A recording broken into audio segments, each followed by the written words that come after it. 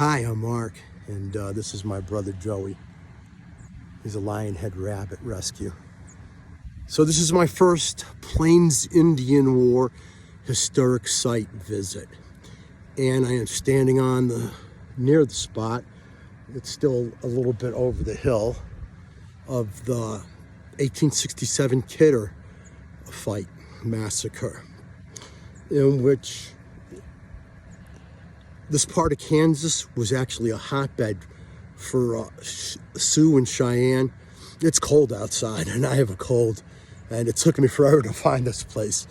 But this was a hotbed of activity for hostile Sioux and Cheyennes. And Lieutenant Kidder and 10 other guys and an Indian guide, their names are on this monument, were dispatching orders to give to Custer, who was also out of Fort Wallace. Unfortunately, they did not meet. And when Custer got to Fort Wallace, he was asked if he had seen Lieutenant Kidder and his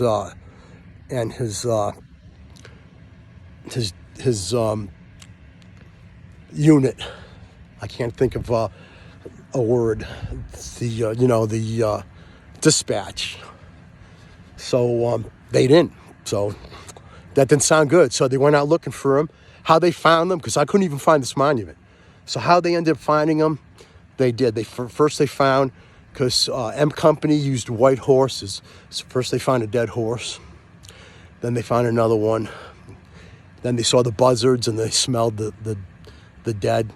And yeah, they really mutilated these guys up. So I've heard estimates there were like around 300 Sioux and Cheyenne Indians.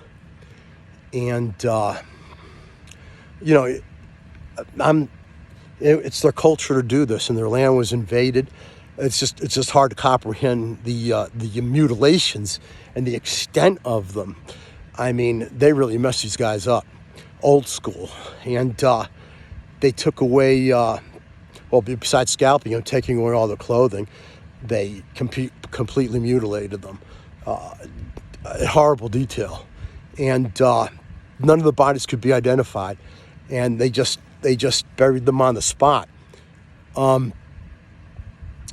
Lieutenant Kidder's father was an influential judge in Minnesota, and he wrote Secretary of War Ulysses Grant and an expedition was formed the following March to come out here and recover the dead, even though they were unidentifiable. Like I said, I have a cold, and it's cold out, and it's getting dark, and I want to keep my scalp.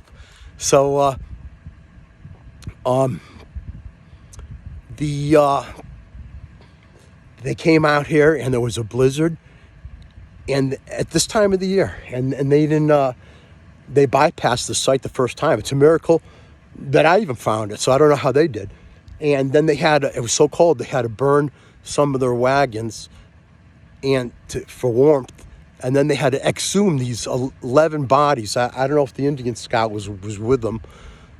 And they had to exhume these bodies in the frozen ground, which were mutilated and decomposing for 9 months.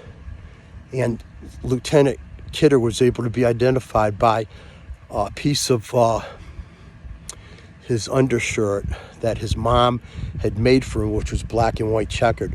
I don't know if they've ever been able to individually identify the rest of the bodies. They were all taken and interred over at Fort Wallace. Eventually they all ended up at Fort Leavenworth, where it seems everybody does.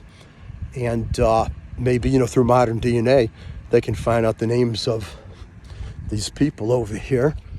And